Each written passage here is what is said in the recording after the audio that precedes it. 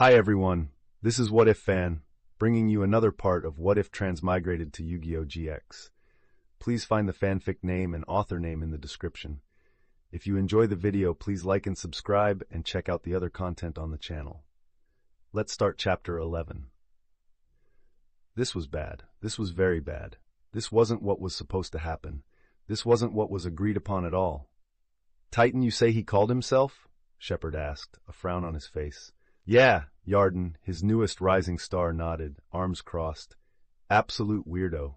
Kept talking about duels of darkness, shadow games and crap, and then said something about me being his target because I have brown hair and wear a slifer jacket. Crawler resisted the urge to shout out his plans for vengeance on that utter buffoon. He'd described Jaden to Titan and even gave him a damn picture. How the hell could he mistake Yarden for him?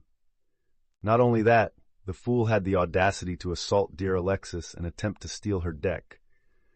And that's quite the dual disc he had. Shepard stapled his fingers together as his eyes went to the gauntlet around young Yarden's arm. Jolly good show on his part. Crowler praised him inwardly, punishing that fool in his place and giving him his just deserts.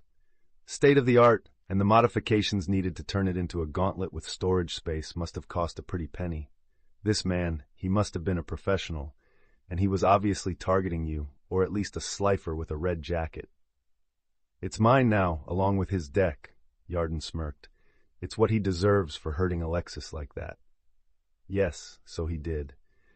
Poor Alexis was in the infirmary, her back too sore to stand up straight, and her legs being wrapped in bandages. Anti-rules are illegal on this island, Shepard mused, and Crawler was just about to tell the windbag to shove it up his. But I suppose there are technically no rules about criminals of assault leaving their possessions behind and them falling into the hands of a student. He smirked a bit. Ah, well then, good. And young Yarden definitely deserved his bounty after heroically coming to the rescue of his fellow Obelisk Blue against such a brute. Though, if you want to use the dual disc in official duels here and earn DP, it will have to be fitted with a monitoring device like the school-sanctioned dual discs. The Chancellor added. How long will that take? Yarden asked, shooting a glance at the metallic gauntlet on his right arm. Oh, don't worry. It will merely take a few moments. It is just a small device added to one of the standard USB ports within every dual disc. Shepard chuckled lightly. A cough from the fourth occupant of the room drew all of their eyes to her, a tall, hard-eyed woman dressed in a green uniform. I hate to break up this little powwow, but we have learned all we need to know about this Titan already. We will search the island for him and keep a lookout. The head of the island's security and disciplinary force cut in, voice even. She and her subordinates were highly trained soldiers installed as part of the institution by none other than Seto Kaiba himself. What we must discuss now is Miss Rhodes and her punishment for going to the abandoned dorm when it is against the rules of the academy. No! This damn cold woman! Is there any need to punish her, though? Crawler asked, smiling sweetly at the woman. Miss Rhodes did not enter the dormitory. She merely stood outside it a few times. And how do we know that? The head of security scoffed. We know she has made her way there multiple times now, and proof that she lingered there for quite some time. We do not have proof that says her curiosity did not get the better of her, and she did not enter. I am of the opinion she has. He'd only wanted to scare Jaden, not hurt the boy or anything, just scare him enough to leave the island. And now one of his star pupils was going to be punished. But he couldn't come out and say what he did. His entire career would go down the drain. What do you suggest? Shepard sighed and asked the woman, while young Yarden's eyes narrowed at her. What else? Expulsion, she snorted. We must make an example out of her. Show that not even a top Obelisk Blue student can break the rules and get away with it. No. This was the worst-case scenario. Isn't that too harsh? Think of what the girl has gone through. Crawler hurriedly cut in and gave a subtle nod to Yarden when she looked at him. They couldn't speak about what happened at the abandoned dorm last year and the missing students with him here. But the woman merely scoffed. Rule breakers, regardless of their tragedies, are not exempt from them, she retorted without missing a beat. This bitch! Shepard gave a grimace, closing his eyes and nodding lightly. Very well, I suppose. A duel, Crowler blurted on instinct. Why not make her duel for her place here? This is Duel Academy after all. In the end, a proper duel is what should decide it in the end. She glared at him, but Shepard grasped the lifeline quickly. I see. That would be appropriate, Shepard nodded. I'd much prefer that, to give the girl a chance to earn her place back here. And it was something Seto Kaiba would most likely endorse himself. Very well, she bit out, eyes narrowing into an even deeper glare at Crowler himself, only to then lessen as she suddenly smirked at him. The head of Obelisk Blue shivered slightly at the look. Let's make it actually challenging on the girl. Dr. Crowler, you were in contact with the Paradox brothers not long ago. Were you not, wanting them to come here? How did she know? Was she monitoring his emails? If Jaden didn't bow out of the academy willingly, he was going to propose a duel for Jaden's own place at the academy, before Shepard could give him a more lenient punishment for entering the abandoned dorm himself. Only it seemed young Alexis had come across him and his slacker friends, and sent them off and got caught up in his plans instead. Shepard gave him a curious look. I had wanted to invite them to give the students the chance to see top-of-the-line tag-team duelists at work, he lied. That's a bit much. She's only a first year, and 2-on-1 wouldn't be fair, and they only tag duel. Shall we take this up with Mr. Kaiba? She raised an eyebrow at him. I'm very sure he will agree to my stipulations. Gah! She's right. Crowler had to fight the urge to bite on his handkerchief. What about allowing her a partner? That's fine, she shrugged, and Crowler was about to breathe a sigh of relief. But whoever her tag partner is, they must also take her punishment should they lose. Aiding and abetting rule-breaking is against the rules of this academy after all. I will have you fired, bitch. Crowler vowed to make this woman rue the day she crossed him. You spill coffee on a woman once, and she never forgives you. This was far too petty. She was obviously taking her anger out on him because Alexis was one of his favored students. But, he sputtered, nobody will want to help her then, who would risk their own position at this glorious academy, especially against legendary professionals like the Pa. I'll do it. 3 sets of eyes shot to Yarden as he spoke up. As he left the Chancellor's office behind, Yarden's mind was racing. He had honestly forgot all about Titan. The guy was just that lame and forgettable. He'd been expecting tonight to be a nice, lazy, relaxing one. Instead, things had gone from 0 to 11 right quick. Titan had appeared. He'd assaulted Alexis, and Yarden hadn't felt that angry in a long time when he came across them. Thank fuck for Hoshininjin coming to find him and direct him there. A grin split his face as he remembered kicking that shithead's face in. He wasn't expecting his fake Millennium puzzle to be able to shoot out mist as well. If it hadn't, he would have taken pleasure punting that fuckhead around. Who the fuck did he think he was? He was lucky Alexis could see what was going on, or he would have summoned one of his monster, maybe lesser dragon in physical form as his Ba, and rip him apart. He'd show him a real fucking duel of darkness. Well, at least he didn't get out of it without losing something. He chuckled, eyes going to the gauntlet on his arm. This was a sweet-ass duel disk. It actually stored the deck within it safely and automatically slotted the cards out of an opening slot. He thought it had to be connected to that chestplate thing he wore. But no, apparently it could function with just the gauntlet as well. And the dual disc section it fanned out into, while supposed to look like a demon wing, was reptilian in design, so passed for a dragon wing as well. Way better than the school-issued dual disc, and the fact it compressed into a gauntlet made it much less unwieldy. And even better, the deck Titan had within it was quite incredible and full of rare cards. Literal Summon Skull was the first card at the front of the deck, the one headliner of Yugi's deck, and a 2500 attack beat stick that could be brought out with a single summon. Because of its strength and fame, even one in the card shop here at Duel Academy was worth a good 25,000 DP. Duel Academy got cards much cheaper than other places, and let students here buy them much cheaper as well. With DP they could earn from dueling. Outside Duel Academy, it would be worth twice that, if not triple. Not only that, the guy had freaking King of Skull Servant and other overpowered anime fiends only that were never released back home. Seriously, One that was only a level 3 could be summoned to the field and instantly destroy any card on the field. And the cream of the crop of the deck, which was impressive considering there were really expensive cards like Heavy Storm in there, was fucking Mirror Force of all things.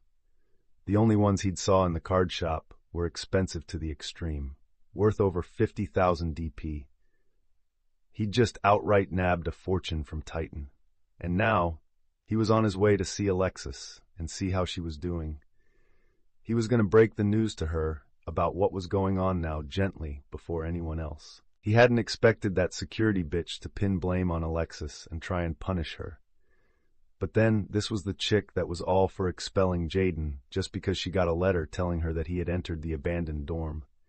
No proof or anything. And as much as he'd have liked to run his mouth at her, he kept his mouth shut when she brought up Seto Kaiba. With the kind of guy Kaiba was, he'd have it put to a duel whatever the gripes were and have it settled that way. Dueling ran the world Seto Kaiba built after all. All in all, though, tonight had been a pretty good night, all things considered. And he wasn't too worried. The Paradox brothers had the badass Gate Guardian, but in the end, they weren't all that threatening. If he could beat Zane, he could squash those two. He paused as he felt a familiar presence approaching him. A second later, Serpent Knight Dragon rose up out of the floor, and he wasn't alone. Floating up into the air beside Yarden's ace monster was a beautiful, voluptuous blonde clad in a skimpy blue cleavage, bearing leotard and tiny pink skirt with no front, leaving practically everything in view, a blue cone-shaped hat on her head and a scepter in hand. "I have returned, Master, and I have finally accomplished the task you set for me." Serpent Knight Dragon dipped his head in greeting. "Hiya!"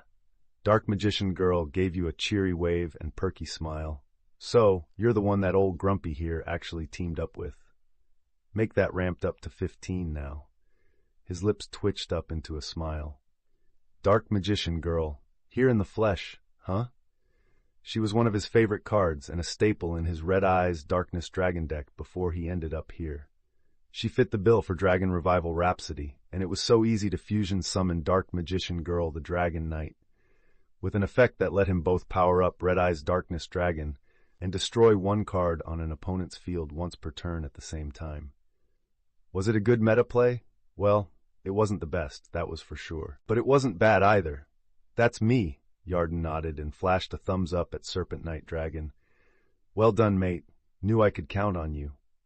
Serpent Knight Dragon merely huffed. "Your praise is welcomed, my master, but I am ashamed of how long it took me to accomplish this simple task." "I didn't give you a time limit, mate, and wasn't even expecting you to get it done. Not any time soon, at least." Yarden rolled his eyes at the overly proud dragon. "You finding her was only a vague hope, and you went above and beyond and got it done. You're awesome. Just accept that fact." "Well, I suppose truth is truth, is it not?" His ace monster puffed up his narrow chest with pride. "You two sure get along well," Dark Magician Girl cut in with a musical giggle. "I'm surprised. Serpent Knight Dragon has always been a testy fellow and looked down on most humans." "Oh." Yarden raised an eyebrow in interest. "Humph." Serpent Knight Dragon snorted. "It just goes to show how far above the masses Yarden truly stands in comparison to other humans." She giggled again at his words. "High praise from you," she mused, before turning her attention fully to Yarden. "So, I hear you wanted to recruit me to become one of your spirits and join your deck?" she asked. "Yep," Yarden nodded. "Interesting. I've never had a duelist outright seek me out and ask me to become their ba before." Dark Magician Girl hummed, looking him over with interest. "I've had masters before, two in fact, and one who a very long time ago I was the ba of." Yarden opened his mouth to reply, but she blonde-haired spirit floated over to him and began circling him. "You know, I was really curious when Serpent Knight Dragon told me metahuman he'd taken a liking to, and that he, along with a bunch of other rejected spirits, were becoming his ba," she mused, emerald green eyes narrowing lightly. "Especially when I heard how quickly you were adapting to the bonding process. Even for weak spirits, it should be nowhere near this speed. But I see.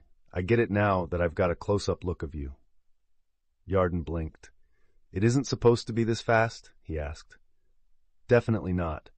Don't get me wrong, though. It is well within possibility for a human to have multiple ba, But even for weak spirits, it should take weeks for just one of them.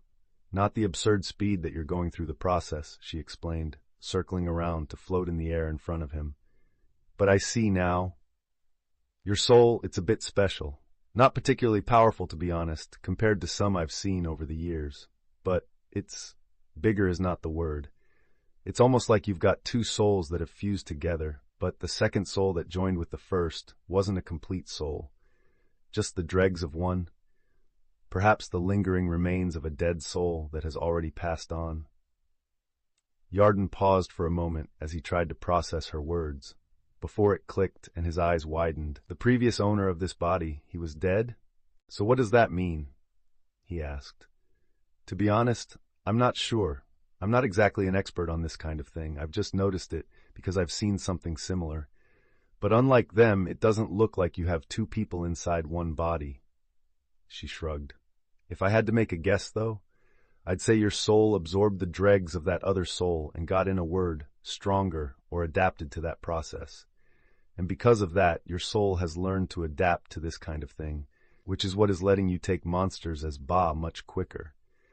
Really, it's just letting you do what you'd be able to do anyway, just at a faster pace. So it wasn't going to grant him some special protagonist power, huh? Well, not that he minded. Adapting to the bonding process quicker was amazing in of itself. Good to know, he hummed and looked the spirit in the eyes. Putting that on the back burner, though. What do you think, then? Will you join me? She stared back into his eyes. I don't really have any duties that need me anymore. And you're kind of interesting. A bit violent, but then in response to protecting a friend, that is understandable, she idly spoke. Huh, so she was around to see him deal with Titan? Let me ask you one question. My own answer will depend on what yours is. Yarden steeled himself. All right, ask away. As much as he wanted her, if she refused, it wouldn't be the end of the world. It would totally suck, though. Why are you going to such lengths? Why do you want the power of all these spirits to call upon?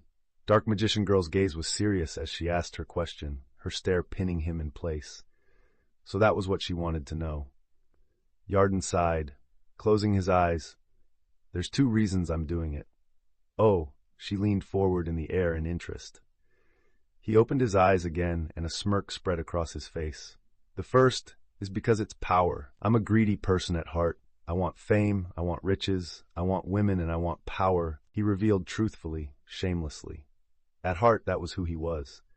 He was the kind of person who embraced both his own strengths and his own faults. He was no good guy shonen hero, and he didn't want to be. Take Alexis, for example. Did he like her? Yes, actually, he did. Quite a bit. He wouldn't have been so angry with Titan if he didn't. She was easy to get along with and meshed well with him. But his reasons for helping her out and approaching her before taking a liking to her as a person weren't so genial. His main reason for helping her and such initially was because he wanted to fuck her cross-eyed. Dark Magician Girl's eyebrows rose at his answer. And the second reason? She asked. Because I'm afraid, Yarden admitted. He was in truth absolutely terrified of the things out there awaiting him, things that could destroy this world and him along with it. The light of destruction, Yubel, Night Shroud, or Darkness, or whatever he called himself, the earthbound immortals and the king of the netherworld, Z1 and his time-warping nonsense. All that and more, and no doubt there was other things out there. After all, before he ended up here, a new series of Yu-Gi-Oh! Had been announced, alongside a new summoning method, Yu-Gi-Oh! Zexal and Xyz summoning. To survive all that, he needed power, and dual spirits were the only avenue he could chase to get that power as of this moment. Her eyes softened. Afraid of what? Dark Magician Girl asked gently, floating over to gently cup his cheek. He could only feel a phantom sensation of warmth, but it was a comforting touch. If I said I'd seen some of the future and things approaching that would make the stuff Yugimoto dealt with look tame? He asked. If his suspicions were right about what she mentioned earlier about 2 masters, then this would get his point across without revealing too much. Her eyes widened. You're not lying. I'd be able to tell if you were, she mused in realization a moment later. So beyond your desires, you want the power to stop those threats as well? If it comes down to it, yeah. Yarden nodded seriously. He'd much rather leave the true big threats to Jaden. But Jaden almost broke under that stress before. If he had the strength to support Jaden and let him win more easily later and keep the world safe, then that would be the perfect route. And he'd taken a liking to Jaden. He was a good friend. He didn't want him to end up crushed under the weight of the world like he did in the anime he saw, to the point where he'd forget the very thing that defined his love for dueling of all else, and begin seeing it as no more than tool or weapon. I see, Dark Magician Girl pulled back, examining Yarden keenly for a few moments before smiling at him. All right, I'll join you, but only on one condition. And what's that? Yarden asked, curious. That, and doing his very best to smother the excitement beginning to build in his veins and the wild smile that threatened to burst out onto his face. Score! He still couldn't help but cheer inwardly, though. You have to show me you have what it takes to defeat those kind of threats. Dark Magician Girl grinned at him, twirling her scepter in hand. It glowed and changed shape. A moment later, a die hank was strapped to her wrist, the ancient form of duel discs used back in ancient Egypt during Adam's time. You have to beat me in a duel. He felt as Serpent Night Dragon shot over and coiled around him, his huge serpentine body almost dwarfing Yarden completely. That is all, the Serpent Dragon drawled. Then you shall be a servant of my master like myself in a short while. Yarden grinned widely, unable to contain it now. What he said. He clenched his right fist together, pressing the inner button within the gauntlet, and it folded out into the dragon-winged dual disc form. Let's see you prove it, Dark Magician Girl giggled. Duelist profile Yarden Odhar. Name Yarden Odhar, age 15, country of birth Scotland. Occupation student of Duel Academy. Student dormitory Obernisboot funds 8,730 DP bank account 10,350 pounds. Bonded spirits Petit Dragon, Decoy Dragon, Lesser Dragon, Spirit of the Breeze, Fairy Dragon, Chaos Necromancer, Soul Tiger, Larvae Moth, Griggle, Outstanding Dog, Marin, Catnipped Kitty, Unhappy Maiden, Skull Servant, Archfiend Marmot of Nefariousness, Goblin Calligrapher, Serpent Marauder, Blade Rabbit, Steel Scorpion, Dream Sprite. Abilities: massively enhanced physical parameters, enhanced senses, increased growth rate, draconic aura, enhanced endurance, enhanced recovery rate, enhanced dexterity, enhanced bone durability, enhanced healing factor, enhanced reflexes, enhanced agility, enhanced flexibility, magic resistance. Deck Dragons, Dragon Spirit Chapter 12. Yarden Odhar, 4,000 LP. Dark Magician Girl, 4,000 LP. I'll be going first, K. Dark Magician Girl winked, 6 cards appearing in her hand. Hope you don't mind. She wiggled her tongue teasingly. Go for it. Yarden shrugged. He didn't mind either way. All right then. To start things off, I'm going to be summoning Apple Magician Girl in attack mode, Dark Magician Girl said, placing 1 card down. A moment later, in a flash of light, a voluptuous dark-skinned girl in a belly-bearing leotard of the same design as her summoner appeared. Apple Magician Girl, Spellcaster Fire Level 3, Effect 1200-800. What kind of card is that? I've never heard of this thing before. Yarden's eyes went wide. But I'm not done yet. I also activate the spell card Double Summon, letting me make 2 normal summons this turn, and I'll be using that second summon to bring out my cute little fire sorcerer in defense mode. Dark Magician Girl continued. In another flash of light, a small blonde girl clad in black robes, and a black hat appeared. Kneeling in front of Dark Magician Girl, Yarden grimaced. That one he did recognize. And since flip effects were done away with. Fire Sorcerer, Spellcaster, Fire, Level 4, Effect 1,1500. Now my little cutie here has a nice effect. By banishing up to 2 cards from my hand upon her summoning, I can deal you 800 points of damage for each one, his opponent added, taking 2 of her cards and depositing them into her graveyard. As she did so, Fire Sorcerer stood up, holding 2 small hands into the air, twin fireballs appearing above her palms, and then thrust them out, shooting them at Yarden, before dipping back into her kneeling position. Yarden ignored the phantom heat that roiled over his skin as they slammed into him in a storm of glittering embers, his life points dropping by a total of 1,600. Yarden Odhar, 2,400 LP. Dark Magician Girl, 4,000 LP. Looks like I'm in the lead, Dark Magician Girl teased. And before I end my turn, I'm going to use the last card in my hand. I play the continuous spell card, Magician's Right Hand. And see, while this card is on the field and I have a spellcaster monster in my control, the first time you activate an effect each turn with a monster or spell card, that effect will be negated and the card destroyed. A spell card flashed into existence in front of her on her back row, and from it a long spindly hand emerged, fingers wiggling in Yarden's direction almost tauntingly. She's played all her cards already, but she's got 2 monsters on the field, done nearly half my life points in damage, and blocked me from using at least 1 effect from any card per turn. Yarden's lips pursed into a frown. This could be a problem. She was much better than he gave her credit for. Yarden drew a card, gave it a look over, and then got started. All right then, first I'll be playing the spell card Foolish Burial, which would usually let me send 1 card from my deck to the graveyard, but because of Magician's right hand, it'll be going straight to the graveyard, he said, placing the card down and activating it. As soon as he died, the hand coming from her spell card wriggled and glowed, and the card that appeared before him burst apart. He sent it to the graveyard. Gotta make some sacrifices for this. Now, I'll be playing a double summon of my own to summon the Luster Dragon and Winged Dragon Guardian of the Fortress 1 from my hand.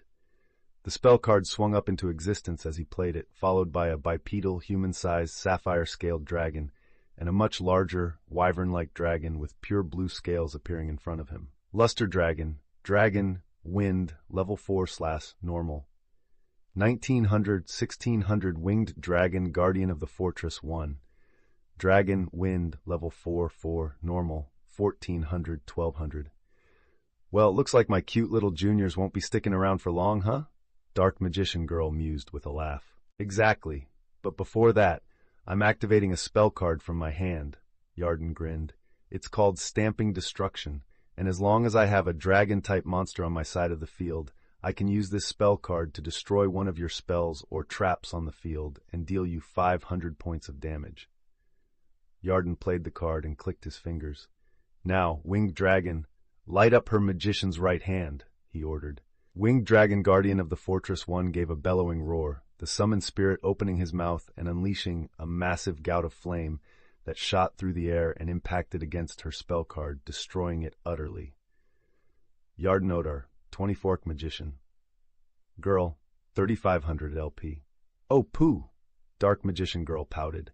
And as you know, I'm not done there, sweet cheeks, because I'll be attacking your Fire Sorcerer with Luster Dragon and your Apple Magician Girl with Winged Dragon Guardian of the Fortress 1. Yarden grinned. Both dragons opened their mouths and attacked once more, this time together. Winged Dragon unleashing that same gout of flame that slammed into and through the Apple Magician Girl, while Luster Dragon unleashed a stream of sparkling sapphire blue fire that washed over Fire Sorcerer, and with twin screams, both monsters were destroyed. Yarden Odhar, 2400 LP, Dark Magician Girl, 3300 LP, and I'll finish off by playing 1 card face down. Yarden finished, a face down card shimmering into existence in front of him. He had to follow her example there and use all 6 of his first drawn cards, but it was needed at this point. You cleared my field pretty quickly there. Hey, Dark Magician Girl gave a laugh as she drew a card. But you won't have the advantage again for long, because I'm playing the legendary Pot of Greed. It lets me draw 2 extra cards. Legendary indeed. Pot of Greed was a favorite of his, for the simple fact that there was no ban list here at all. He'd at first thought that there was a banned list, and the Chaos Emperor Dragon, Envoy of the End, was on it, like in the anime. But Kaiba had apparently gotten it taken off after he got those bullshit Blue Eyes support cards, and since it was the only card on the ban list at the time, that meant there wasn't one at all now. There wasn't even a hard limit on how many of a card you could have in the deck, beyond the ruled 3 of each card. So he could run 3 Pot of Greed, like a prick. Oh, and looky what I've drawn, just the cards I need to turn this around, Dark Magician Girl cheered.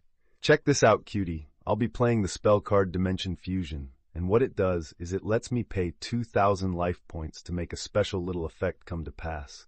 It allows both players to summon as many monsters from their banished zone as possible. Another absurd card, and one that was banned back home as well. I don't have any monsters in the banished zone, Yarden replied with a sigh. Oh, I know, good for me, 'cause I have two. She stuck her tongue out at him and wiggled it. She placed the card on her dual disc, and immediately above her, a swirling dark portal appeared in the air. And I'll be using it to summon forth my Berry Magician Girl in attack mode, and none other than me, the Dark Magician Girl in attack mode. Yarden Odhar, 2400 LP. Dark Magician Girl, 1300 LP. Twin lights of gold shot out of the portal to appear in front of her, dying away to reveal a small baby girl, a scepter in one hand, and a pacifier in her mouth, and a very beautiful copy of herself. Berry Magician Girl, Spellcaster, Earth Level 1, Effect 400-400. Dark Magician Girl, Spellcaster, Level 6, Effect 2000-1700. Well, there went Luster Dragon, or it would if it weren't for my trap card.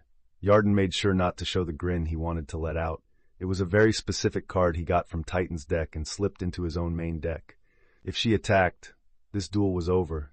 He'd finish her off next turn if she did. Now before I go into my battle phase, I need to play the other card I drew with Pot of Greed, Dark Magician Girl stated with a perky smile.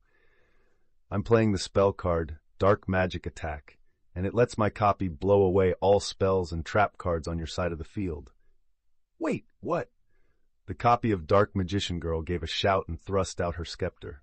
From it, a massive bolt of dark sparkling energy shot out and slammed into his face-down card, destroying it. And there went Mirror Force. What the hell? Yarden gaped. That's not how that card works. Dark Magic Attack only works for the Dark Magician card. He called bullshit. Dark Magician Girl gave him a confused blink. No, it doesn't, she replied. I suppose it's fair with how rare my and my teacher's cards are. But as long as a card doesn't refer to me and my master separately, I can use those cards as well. I'm a Dark Magician monster as well, after all. Bullshit. Utter bullshit. Since when was that a thing? Another anime world change? Yarden's eyes widened as a thought came to him. No, rather a memory of Adam dueling Arcana during Battle City, and him using Dark Magic Curtain to special summon Dark Magician Girl. Shit. It hadn't even occurred to him shit like this would be applicable. Now that I've enlightened you to my awesomeness, I'll be attacking your Luster Dragon with myself. Go me! Dark Burning, yay, she continued. Her copy gave a shout, and this time fired a massive pink sparking sphere of energy that slammed into Luster Dragon, wiping it from existence. Yarden Odhar, 2300 LP Dark Magician Girl, 1300 LP. Well, at least that Berry Magician Girl was so weak, though it obviously had some kind of effect that he'd need to be wary of, especially considering she summoned it in attack mode of all things. My turn? He asked, and when she happily nodded, he drew a card. He smirked as he saw the card staring back at him. As always, his deck provided when he was in need. All right, I'll be playing the card I just drew, the spell card Revived Serpent Knight Dragon. Yarden stated, this card lets me choose any one monster on the field and offer it up as tribute to special summon a Serpent Knight Dragon from my hand, deck, or graveyard, and the monster I'm choosing is your Dark Magician Girl. Oh no. Dark Magician Girl grimaced. The card appeared before Yarden, and moments later her Dark Magician Girl was destroyed and sent to the graveyard, her remains forming into a cloud of ebony dark flame that burst apart to reveal his ace monster. Serpent Knight Dragon. Dragon Dark, Level 7 Normal, 2350-2400. Now I'll be attacking. Winged Dragon attack her Berry Magician, Yarden ordered. Winged Dragon Guardian of the Fortress roared, flames pooling within his maw before he unleashed it at the tiny little baby magician. I activate her effect, Dark Magician Girl cut in. When Berry Magician is targeted by a card effect or attack, I can switch her position and then special summon a Magician Girl monster from my deck, and I'm picking another Dark Magician Girl. As she finished, the flames of Yarden's dragon consumed her monster and wiped it out. But, since it switched to defense position, Dark Magician Girl took no damage. And then, light burst into existence and from it appeared another Dark Magician Girl. Only this one was a little different. Dark Magician Girl, Spellcaster, Dark, Level 6, Effect, 2300-1700. It was 300 attack points stronger. So that effect works with Dark Magician Girls in the graveyard as well, huh? Yarden noted with narrowed eyes. Admittedly, he'd never seen Yugi or Adam use more than one in the original show. Yep, she grinned at him, flashing him a thumbs up. Well, whatever. It won't do you any good either way. It only saved you for this turn. Yarden grinned. I'll attack her with Serpent Night Dragon. Go Ebony Flame. Serpent Night Dragon nodded and reared back graceful, glittering black embers that seemed to suck in all the light around it, pooling in his mouth. Before he unleashed it in a tidal wave of ebony black flame that burnt the second Dark Magician Girl out of existence. 2,300 Dark Magician Girl, 1,250 LP. Well, an extra turn is better than losing. Dark Magician Girl shrugged with a smile. She did have a point, and who knows what she'd draw next. Better to play on the safe side. My turn again then, draw! Dark Magician Girl beamed. Ooh, it's a goodie! Dark Magician Girl cheered. I play Graceful Charity. This lets me draw 3 cards, but I have to discard 2. She drew 2 cards, looked them over, and grinned massively, before depositing 2 into her graveyard. Now I'm going to activate this card here that I kept. I hear it's one you like a lot too. She winked at him. Go, the spell card Dragon's Mirror. Say what now? All she had in her graveyard was spellcasters, though. With this, I can banish the monsters needed for a dragon-type fusion from my graveyard and use them to fusion summon that monster, she explained, and I'll be banishing one of the Dark Magician Girls in my graveyard alongside the Beast King of the Swamps. That can be substituted for any one fusion material that I just discarded with Graceful Charity to special summon me again. Dark Magician Girl, the Dragon Knight. Oh shit! A swirling portal opened up above her, and from it a massive blue scaled dragon shot out, and riding atop it was another copy of the blonde spirit. Only this one was wearing plated armor and carrying a sword. Dark Magician Girl, the Dragon Knight, Dragon Dark, Level 7 Fusion, Effect 2600, 1700. And, thanks to me playing Dragon's Mirror, I can activate the effect of Magician's Robe that I sent to my graveyard with Graceful Charity as well, she continued.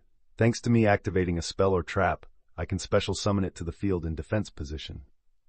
Dark light swirled into existence like a whirlwind, and a ghostly glowing blue robe, looking like that of the Dark Magician, appeared floating before her. Magician's Robe.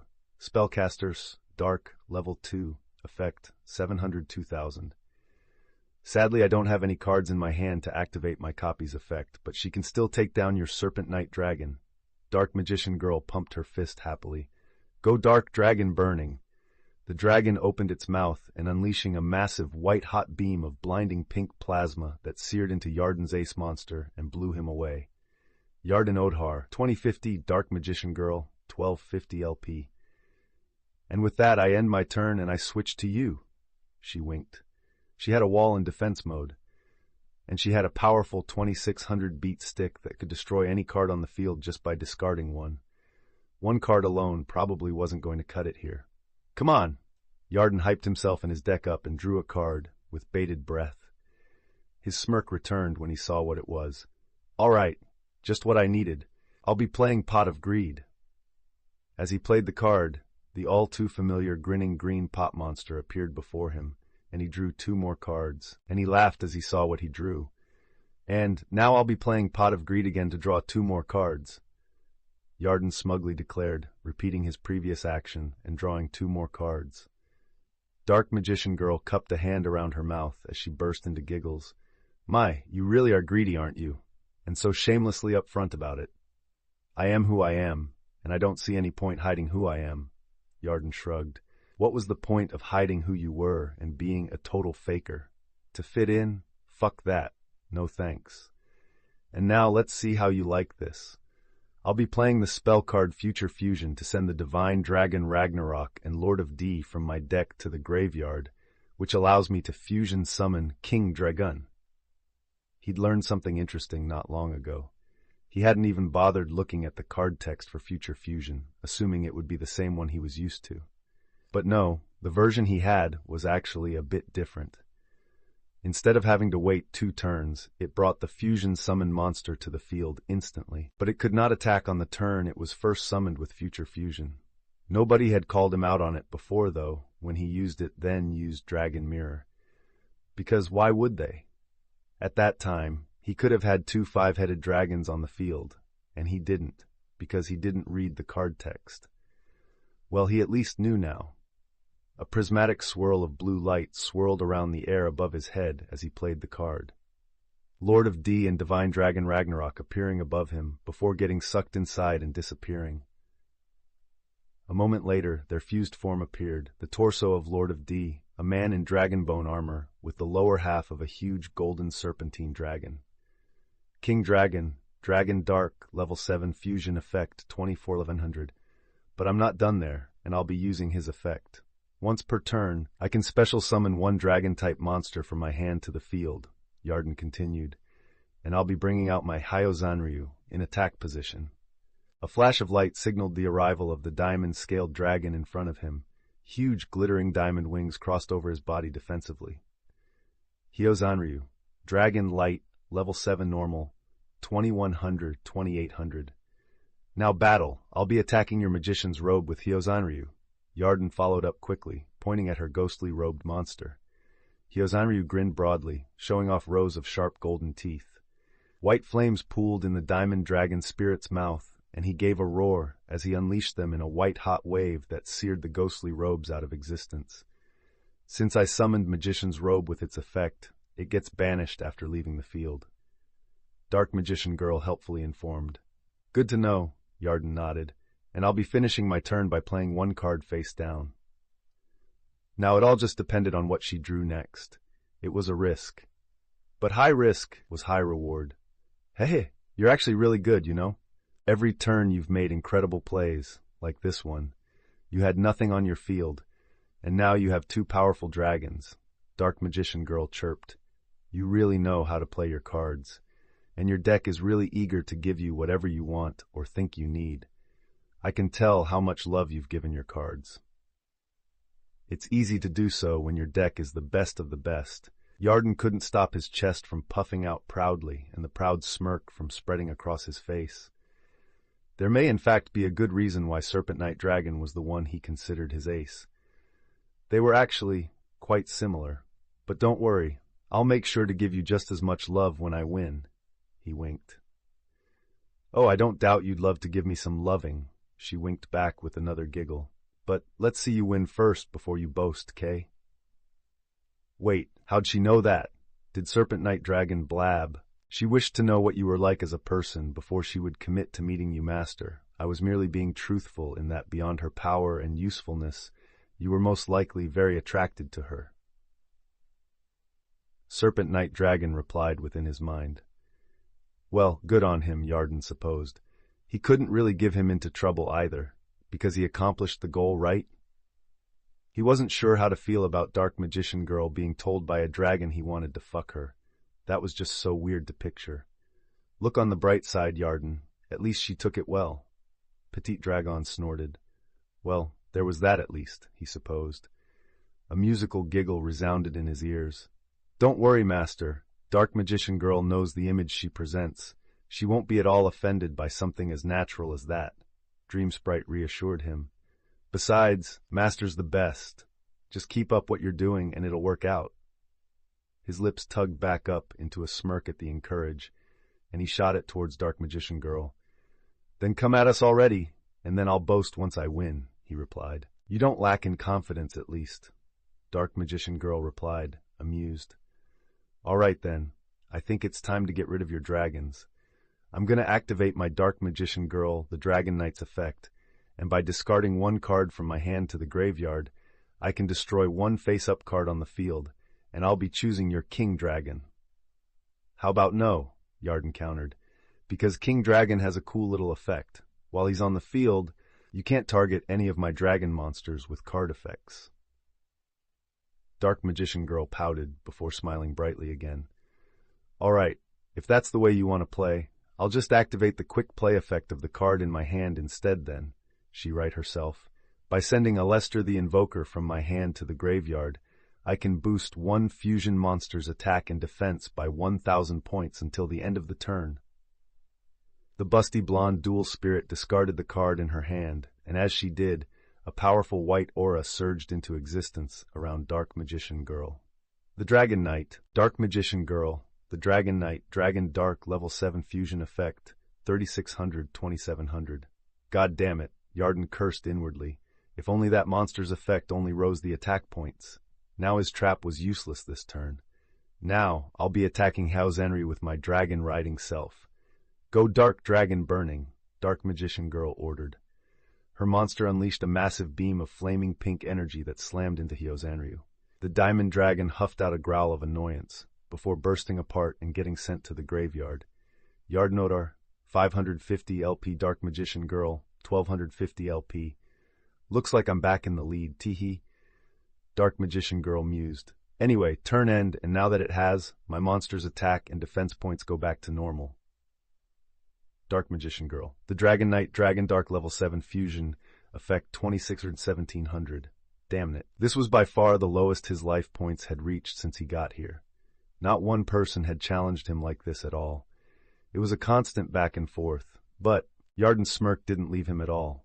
This Aleister the Invoker, a card he'd never heard about until now, it was only a tiny little step back. He just needed to draw one decent card, and this duel was his. This'll be the last turn, he promised and believed. His deck wouldn't let him down. Oh? Dark Magician Girl hummed in interest. You're gonna win this turn? Color me interested. Let's see what you've got. Draw, he shouted, and drew his card. Return of Dragonlords, perfect. He'd won. I play the spell card, Return of Dragonlords, Yarden gleefully said. By using this, I can resurrect one dragon-type monster of level 7 or 8 from my graveyard and bring them back to my field. Revive Hyozenryu in attack mode. Hyozenryu reappeared with a roar. Giant diamond wings flared out proudly and golden horn gleaming. Hyozenryu, Dragon Light, level 7 normal, 2100, 2800. What good will he do? He's weaker than my monster, Dark Magician Girl asked with a cute tilt of her head, looking lost. Oh, trust me, he's perfect for this, because I'm activating my face-down card, Yarden replied, and his face-down trap card swung open, displaying the image of a massive dragon, a massive gout of flame shooting from its maw. Burst Breath! This trap card allows me to sacrifice one dragon-type monster on my side of the field, and by doing so, all other monsters on the field with less defense points than its attack are destroyed. And I choose King Dragon. But wait, you said King Dragon can't be targeted for card effects. Dark Magician Girl spluttered. Only my opponent, he countered with a laugh. King Dragon detonated in a massive explosion and Dark Magician Girl threw. The Dragon Knight gave a startled squeal as it swept over her and her mount, wiping them from existence, while Hyozenryu, with big and beefy 2800 defense points, was completely unaffected. And now you have nothing left on the field to stop me from attacking. Yarden continued, punching his fist out towards her in excitement. Go Hyozenryu, finish her off with Diamond Blaze. Right! Hyozenryu laughed proudly and fired off the glittering white-hot flames from before out of his maw. They washed over Dark Magician Girl, and she slumped to her knees in a bit of a daze as her life points dropped alongside her to a grand total of 0. Yarden Odhar, 550 Dark Magician Girl 0 LP. And that's game. Yarden smirked at her, crossing his arms. Duelist profile, Yarden Odar name, Yarden Odar, age 15, country of birth, Scotland, occupation, student of Duel Academy. Student dormitory, Obelisk Blue, current funds, 8,730 DP bank account, 10,350 pounds. Bonded spirits, Petit Dragon, Decoy Dragon, Lesser Dragon, Spirit of the Breeze, Fairy Dragon, Chaos Necromancer, Soul Tiger, Larvae Moth, Griggle, Outstanding Dog Marin, Catnipped Kitty, Unhappy Maiden, Skull Servant, Archfiend Marmot of Nefariousness, Goblin Calligrapher, Serpent Marauder, Blade Rabbit, Steel Scorpion, Dream Sprite abilities, massively enhanced physical parameters, enhanced senses, increased growth rate, draconic aura, enhanced endurance, enhanced recovery rate, enhanced dexterity, enhanced bone durability, enhanced healing factor, enhanced reflexes, enhanced agility, enhanced flexibility, magic resistance. Dex, Dragon Spirit, Chapter 13. So, did that tell you what you needed to know? Yarden asked, making his way over to the kneeling spirit, his dual disc compressing back into its gauntlet form and the solid vision appearance of Hyozenryu disappearing. Am I good enough? He asked.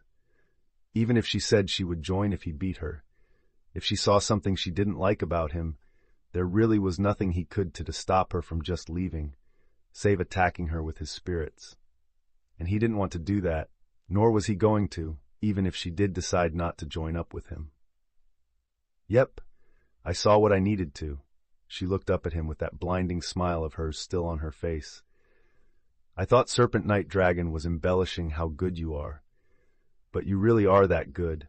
You even managed to beat my deck, and it's made up of extra cards from Yugi's deck, like my cute little juniors that haven't even been released to the public yet, and only he and Mr. Pegasus have copies of. So that was why he'd never heard of these support magician girls, or that invoked Alistair thing. They were cards, an archetype more or less made specifically for Yu-Gi-Moto, which made sense, since it was well known Yugi was basically the only dude to have Dark Magician Girl, and that clarified something else for him. So you are the Dark Magician Girl that served Yugi and the one that was the Ba of Mana. Yarden mused with interest. My, you really do know a lot, Dark Magician Girl hummed. And yes, that's me. But I didn't serve Yugi, I served the Pharaoh in place of my old master Mana. Once their journey together was complete, I moved on. That did explain a lot. So, have you decided on if you'll join me or not? Yarden asked, getting straight to the point. Just about honestly, I'm mostly leaning towards it, the blonde dual spirit replied as she stood up, her olden age golden dueling disc glowing and shifting back into her scepter. I just want to know first. He raised an eyebrow at her. Know what? He asked. What do you plan to do with all the spirits you're gathering? Dark Magician Girl questioned. A good question, Yarden nodded. To be perfectly honest, though, I don't have any real concrete plans. Like, the benefits are amazing, and from what I know, getting power from monster spirits can basically give me eternal youth.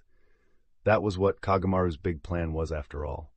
Use the sacred beasts to drain the power of dual spirits into himself. It would be a stretch with one spirit, but with many, that is well within possibility, she confirmed.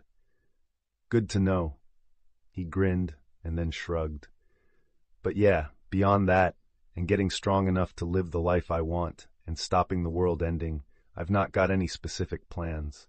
Like, yeah, I'll be using your guys' help to go after a few more things, like a few other spirits I know of, but that's really all that comes to mind. You know, for such a shamelessly greedy person, your desires aren't all that massive. Dark Magician Girl giggled before bowing to him lightly. All right, I'll join you and become your Ba Master. Yarden swallowed heavily as a deep well of bodacious, creamy cleavage was revealed to him down her leotard. Even, he licked his lips, even though I don't plan on dying, with the confirmation of the eternal youth being a proper prospect for him, and with all the benefits that came from bonding with spirits as his Ba, it meant that very few things would be capable of killing him, so he'd be effectively immortal. A Ba could only be released upon the death of the master, not including using bullshit powerful items like the Millennium items to forcible separate the two. That meant she would be stuck with him forever. She looked up and caught where his eyes were staring. So you do have a little crush on me, how cute, master, she winked, and her smile not lessening at all. And I don't see why not. It's not a deal breaker or anything. I would have stayed with Mana forever if she continued living. My second master did not take me as a Ba, and left me behind when he returned to the afterlife. I've confirmed what I need to know, and you fit what I want in a master. So when you're strong enough, I will gladly become your Ba. She beamed and leaned over to press a small kiss against his cheek, making his skin tingle. A massive smile of his own spread across his face. Really? His eyes were practically sparkling. That's amazing! Dark Magician Girl gave him a thumbs up as she pulled back. Let's work well together, master, she chirped perkily and then held her hand up. Golden light blinked into existence, then fell apart to reveal a deck of cards, and these will hopefully serve you well, the deck you just dueled against. Yarden gave her a shocked stare, even as he accepted the cards from her. Though, it needs one more thing to complete it, the blonde added, giving him one more wink that produced an illusion of a pink heart, and then her body erupted into golden light and shrunk down, floating towards his hand. She shrunk down into a small rectangular shape and then slotted into the front of the deck, and when the light died down, it was to show a Dark Magician Girl card staring back at him. Holy shit! Yarden was pretty much dazed as he began looking through the deck, the first 3 cards being 3 copies of Dark Magician Girl. And there was a bunch of Magician Girls in there beyond the 2 he saw, multiple copies of each. 3 Magician's Valkyria, a bunch of Dark Magician's support cards, and there were 2 different extra deck monsters. One, the Dark Magician Girl, the Dragon Knight. Another, though, he'd never seen before, also a dragon. Invoked Cositus. It needed to be fusion summoned using the Alistair the Invoker and a water attribute monster. And it was a pretty cool monster, too. A level 6 with 1800 attack points and 2900 defense points, with a really awesome effect.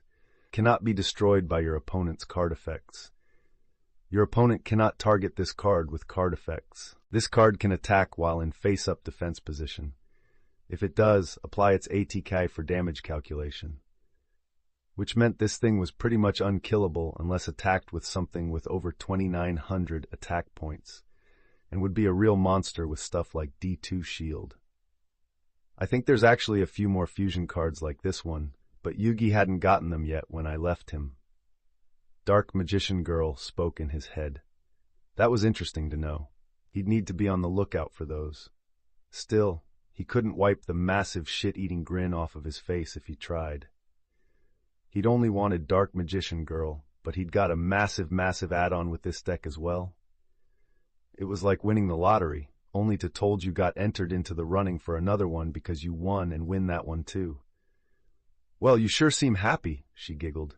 And well, we're gonna need all the help we can get if we're dealing with stuff that you think makes Zork look weak. Ah, yeah. He frowned at the thought. The light of destruction and such made Zork look toothless in comparison. And that guy had needed Horakti to smite his ass and even punched out Exodia. Admittedly, a very weakened Exodia limited by his summoner, but it was still motherfucking Exodia. Well, as interesting as this all is, Yarden, I feel the need to remind you that before all this happened, you were heading to visit your friend in the infirmary, were you not? Petite Dragon cut in with a sigh. Yarden's eyes widened, and he put that out of thought. He had been on his way, actually. He quickly stuffed the cards in his pocket and zipped it securely, before rushing his way to his destination. Yay, let's go see Master's girlfriend! Dark Magician Girl cheered him on. Back up against the headboard as she rested atop an infirmary bed, Alexis' eyes were narrowed into a glare at the wall opposite of her. Tonight could have ended a lot worse. She should just be happy she got off with some minor injuries and didn't lose her deck. But she wasn't happy. Not at all. Alexis was pissed off. At herself. Dr. Crawler had popped in not long ago. He had informed her that because of her frequent visits to the abandoned dorm, what she got up to was called into question. The chairman of the security forces was calling for her expulsion, but Dr. Crawler had managed to wear her down and give her the chance to duel for her spot here. If she won, she would be allowed to stay. The problem was who she was set up to duel. The legendary Paradox brothers, duelists active since Duelist Kingdom itself, and a duo that had won multiple pro tag team leagues. And she would have had to duel them 2-on-1 if she couldn't find a partner, and very few people would be willing to do so, considering if they aided her, the chairman was considering them as aiding and abetting her. How they could just call on the Paradox brothers at the drop of a hat was beyond Alexis, but it wasn't worth focusing on. She would have had real trouble finding a partner if Yarden hadn't apparently volunteered right there on the spot to be her tag team partner. The sense of relief she'd felt at those words when Crawler revealed it to her made her even angrier. How pathetic, the blonde mentally derided herself. Not only had she ended up a damsel in distress and in her panic call Yarden to come save her, now her foolishness was possibly going to end up getting Yarden expelled as well. Her mind drifted back to last week when Yarden had compared her to her monsters. Beautiful, graceful, strong, and proud. She was nothing like that tonight. I have to do better. She ground her teeth. Well, if she even got the chance to stay, she didn't doubt Yarden could hold his own against a pro. He managed to defeat Zane after all, and since then he'd created an entirely new and powerful deck using the abandoned cards he'd piked up on the first day, and a bunch of others he'd spent a ludicrous amount of DP on. No way she could, though. She was good, Alexis knew she was. She was definitely within the top 5 of her year. The only ones she could safely say that were her superior in the first years was Yarden and Jaden. and there wasn't even really any second years that stood out either. Alexis would even go as far to say that she was within the top 10 best duelists on the island currently, but she was still only a first year at Duel Academy. She wasn't ready yet to take on tag team pros that were known to have once almost brought down the tag team of the King of Games himself, Yugi Moto, and the number 3 ranked duelist in the entire world, Joey Wheeler. Sliding open, she looked over and found the one entering the room was Yarden, a wide smile on his face. It looked like the fact they would be dueling the Paradox brothers didn't worry him at all. But then again, he hadn't been worked up at all at even dueling Zane. She wished she had the kin of strength that could inspire that much confidence in yourself. "Sorry I'm late," he apologized, making his way over to collapse into the seat beside her infirmary bed. "Something popped up that held me up for a bit. Must have been something good, considering the smile on your face," Alexis pointed out. "Oh, it was. Something that I've been waiting for a while to add to my deck finally came," Yarden replied before leaning forward to look her closely in the face. "Kinda the opposite of you, Sunshine. What's up with you? Your face is tripping you." "Blunt as ever, huh? I'm annoyed, angry even," Alexis admitted with a sigh, "at myself for being so useless tonight and getting you caught up in all this." "Well, I can't help much here and now about what you can and can't do," Yarden mused, before shooting a smile at her. "But as far as dragging me into this, I don't mind. Actually, I'm flattered that I'm the first one you called when you were in trouble." "Really?" Alexis asked, taken aback. The choice was between two people that she could have called then and there, Zane or Yarden. Her thoughts had locked onto Yarden, though, because, as far as physical confrontations went, she thought Yarden was the toughest guy she knew. "I basically just called you out to fight a huge guy off for me, though. And did you see the size of that guy? He was monstrously big. You could have gotten really hurt." "Nah, all that bulk is a big help for most, but when you can't fight for shit like that guy, there was no way it was helping him against me." Yarden just snorted, and then grinned. "We're friends, right? It means a lot that you trust me enough to rely on me when things end up like that." Huh. So he had a side to him like this as well? She was learning a whole lot of interesting things about Yarden lately. "We are friends," Alexis found his grin infectious. She'd thought them decent friends for a little while now, but she hadn't realized he thought that way about her beyond the flirting and joking. "Is that why you volunteered on the spot to be my tag partner, even though there's a good chance we'll lose?" "Pfft." Yarden actually snorted, then gave her a disbelieving look. "You're kidding, right? I'm pretty sure I could take the Paradox brothers on my own. With you and me together, they'll be lucky to last 2 turns against us." "Where do you get that confidence from, I wonder?" Alexis asked, yet she couldn't wipe the grin from her own face, or the light heat she felt in her cheeks at his praise.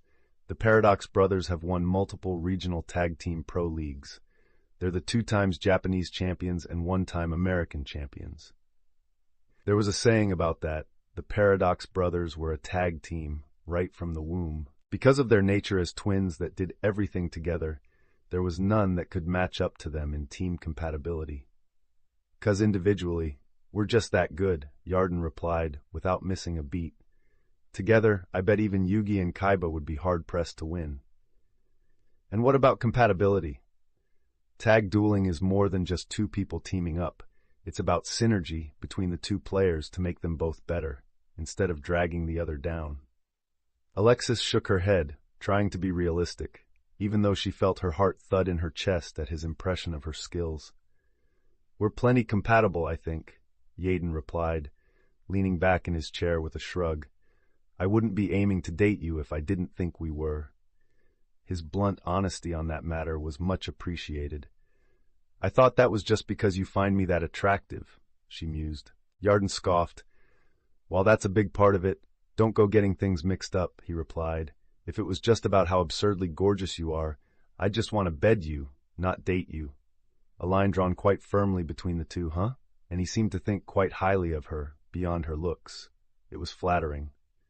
"Are you saying you're in love with me?" Alexis inquired, curious. Were his feelings that deep? "Nope," he shrugged. "It's way too soon for this to be love or anything like that. Love really isn't something that can properly develop. But I am really fond of you, and the more time we spend together, the more fond of you I become. Is that so? He was surprisingly mature about this kind of thing. But she couldn't say that she didn't feel the same to a degree. It wasn't like she was asexual or anything. She was just totally focused on the dueling she loved, her passion in life.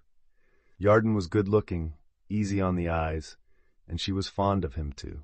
She liked his blunt, honest nature. She liked that he rarely took true offense to things said out of turn, and how easy-going he was. She admired his skill and strength as a duelist, and his amazing breadth of knowledge when it came to card and dueling techniques.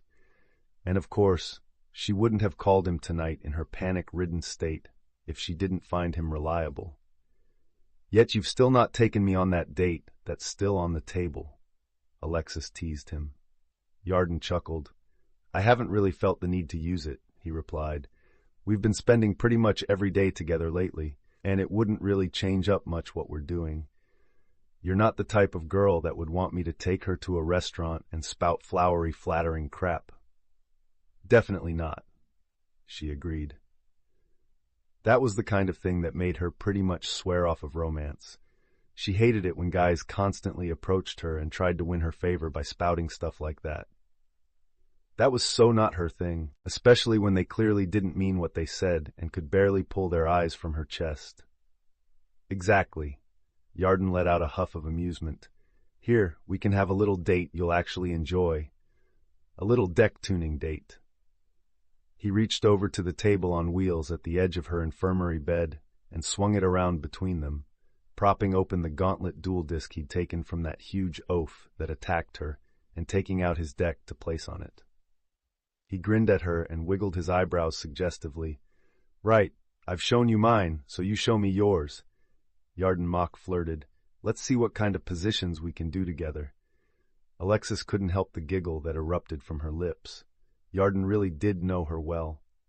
All right, but don't be upset if I'm too much woman for you to handle, the honey blonde replied, reaching down to grab her deck. It was as she did that, Alexis noticed. The anger, shame, and tension that had filled her up had drained out of her without her even noticing. Duelist profile Yarden Odhar. Yarden Odhar, age 15, country of birth Scotland, occupation student of Duel Academy, student dormitory Obelisk Blue. Current funds, 8,730 DP, bank account, 10,350 pounds. Bonded spirits, Petit Dragon, Decoy Dragon, Lesser Dragon, Spirit of the Fairy Dragon, Chaos Necromancer, Soul Tiger, Larvae Moth, Griggle, Outstanding Dog Marin, Catnipped Kitty, Unhappy Maiden, Skull Servant, Archfiend. Marmot of Nefariousness, Goblin Calligrapher, Serpent Marauder, Blade Rabbit, Steel Scorpion, Dream Sprite abilities, massively enhanced physical parameters, enhanced senses, increased growth rate, Draconic Aura, enhanced endurance, enhanced recovery rate, enhanced dexterity, enhanced bone durability, enhanced healing factor, enhanced reflexes, enhanced agility, enhanced flexibility, magic resistance. Dex, Dragon Spirit Chapter 14. Look at him swaggering around as if he owns the place. That red-wearing trash shouldn't even be here. It's all his fault. Alexis is going to end up getting expelled. A mere day had passed. Not even a full one, even since Titan had attacked Alexis. And wouldn't you know, rumors of what happened had already spread around. And of course, Yarden found himself the one being blamed for it all by the gossip mongers, mostly the males of Obelisk Blue, because God forbid it was their precious Obelisk Queen that had been in the wrong. Granted, she actually wasn't at fault either. But they'd much rather lay all the blame on him than even consider Alexis did something bad. Fucking simps. And it was exactly the reason why Alexis would never look at them. Classes had all been canceled for the day, while the security forces performed a major sweep of the island to try and find Titan, and everyone was confirmed to their dorm buildings for safety purposes.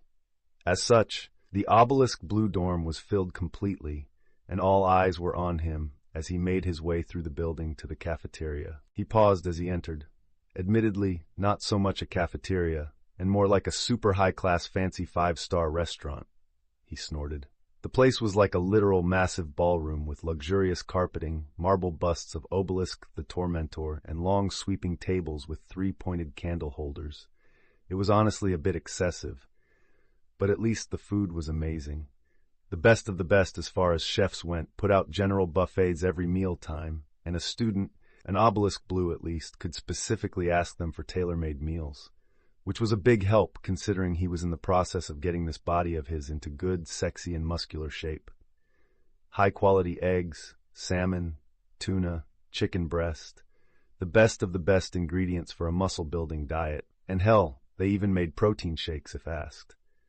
I should get a cooler or something for my room.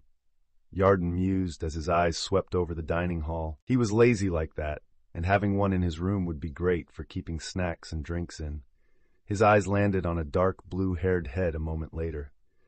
Zane was quietly and casually eating a large steak while a bunch of idiots crowded around him.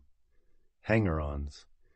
Making his way over, Yarden ignored the glares of the dozens of students within the large room, zeroing in on him, and pulled out a seat opposite of Zane. "Sup, pretty boy."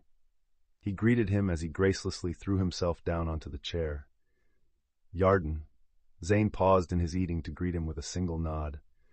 Yarden made to strike up conversation fully, but before he could, he was interrupted. "Hey, Odhar, the hell you think you're doing, you punk?" A third year at Zane's side demanded. "You think you can just walk up and talk to Zane all buddy-buddy?" Yarden spared the older teenager a glance, only to pause as he recognized him. "Hey, you're that guy that was whining because Jasmine turned you down." No wonder he rudely interrupted. He was like that before during the duel as well. "Tom, right?" He ground his teeth and snarled at Yarden. "It's Tony." He slammed his fist into the table. "Yeah, whatever." Yarden rolled his eyes and turned his attention back to Zane. "How's the deck tuning going?" he asked. Zane put his cutlery down and wiped his mouth with a napkin. "It's going well, actually," the officially recognized best on the island replied. "It's been quite a while since I had to fully tune my deck up. It's been quite nostalgic and enjoyable, actually." "I get that." Yarden grinned. "I've been enjoying buying new cards and tuning up my deck as well. Deck building was always fun back home when he got new badass card. But now that he was actually at Duel Academy, it made it so satisfying when he got the cards he wanted. Especially now that he had two decks that were totally duel-worthy. The Spellcaster deck he got from Dark Magician Girl was amazing, and it was one unhappy maiden could actually play good support in for locking an opponent out of their battle phase over and over. "So, I've heard, the rumors of you bringing out Five-Headed Dragon have been all the rage lately." Zane smirked lightly. "But I'm sure you're here for a reason, and I doubt it's about a duel. It's not really the time for our rematch. So what brings you here to see me, Yarden?" He was right, actually. Yarden had gained a lot lately, and while he initially offered to be Alexis's partner to help keep her in the school, that didn't mean there was an opportunity to be found in the tag duel coming up either. "Heh, you dueled Zane?" Tom or Tony, whatever his name was, grinned nastily. "Good on you for putting him in his place, Zane." "Yeah, about time someone took this runt down off of his high horse," one of the other third years chimed in, and the others started laughing alongside him while glaring at Yarden. "No, Tony, we did duel," Zane replied, "but I was the one to lose. I, in fact, didn't even last 2 turns," he admitted casually and without shame. There was a stunned silence all around the hall at his words. Tony's face screwed up in disbelief before outrage colored his cheeks red. "Yeah, right, bullshit," he spat. "No way this shitty punk brat could beat you, Zane. Does he have something on you or something? Is he blackmailing you? First Alexis, and now Zane. This little bastard, all he does is cheat. Cheating his way into Obelisk Blue, and now blackmailing Zane. And he's always around Alexis, Jasmine, and Mindy. He's probably got dirt on them as well. Fucking disgusting creep! Let's kick his ass!" A cacophony of angry, jealous rage was aimed at Yarden from all around, as males clad in blue blazers stood to their feet. "How foolish," Zane rolled his eyes at their stupidity. "Facts are facts. Believe what you want. I don't give a crap about you, Truesdale."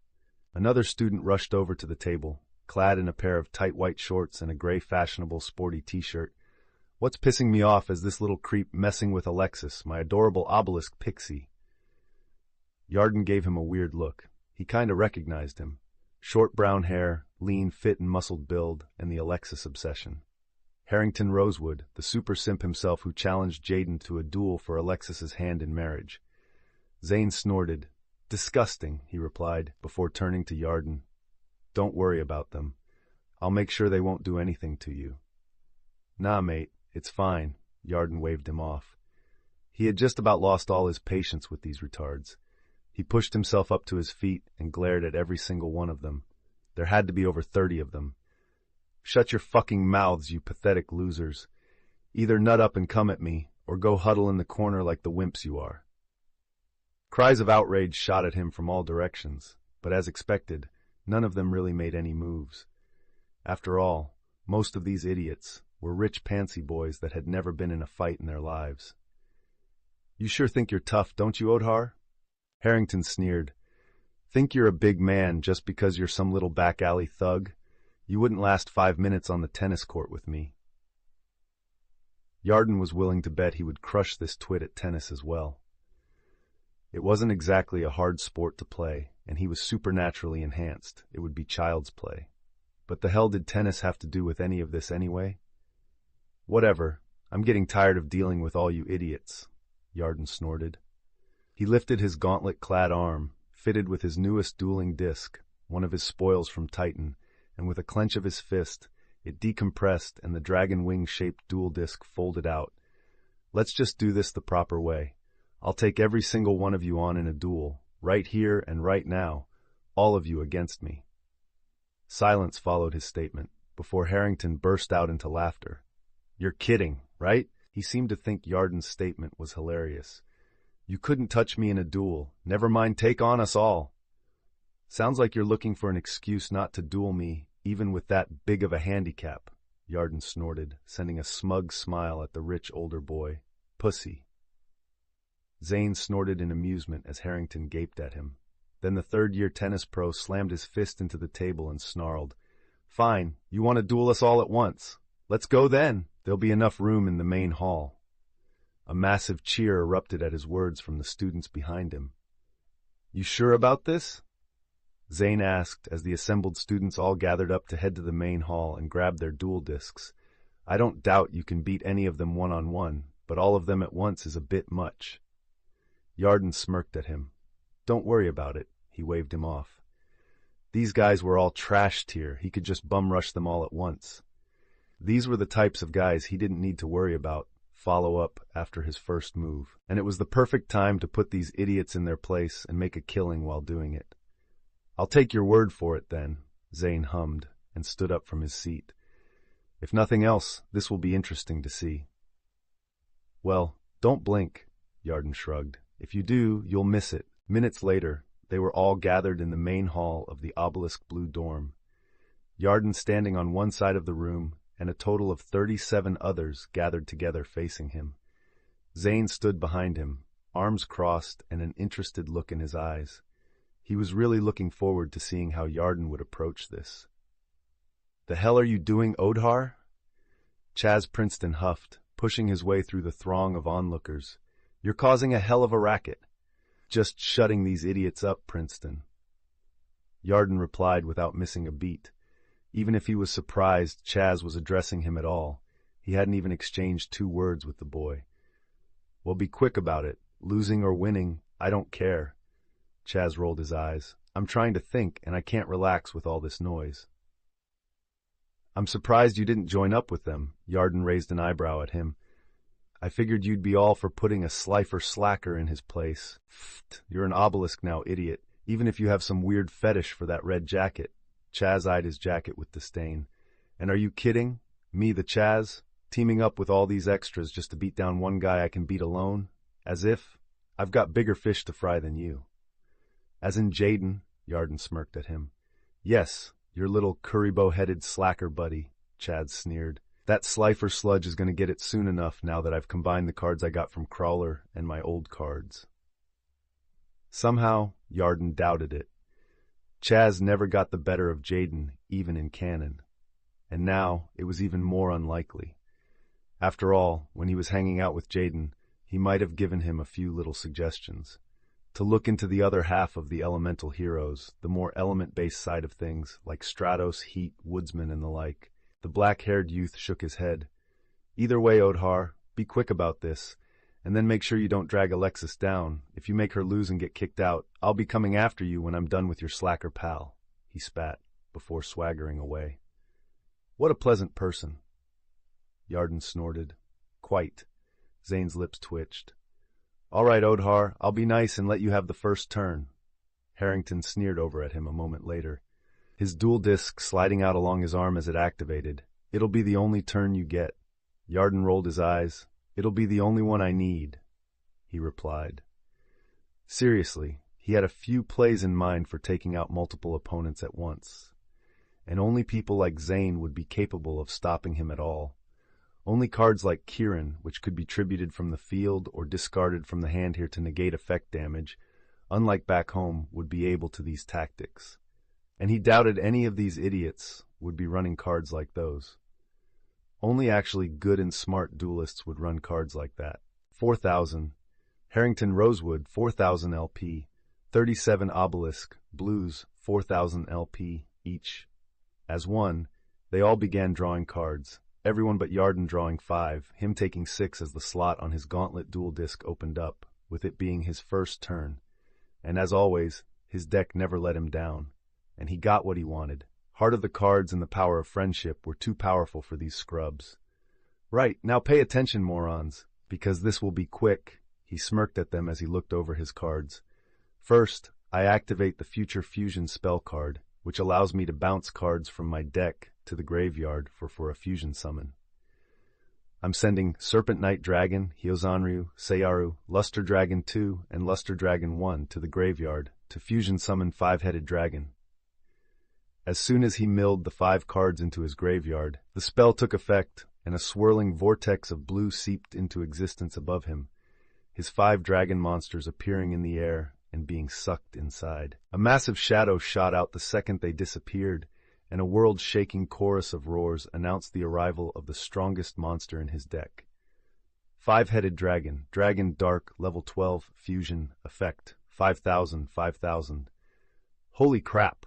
It's only the first turn and he's got a monster like that on the field already. How crazy.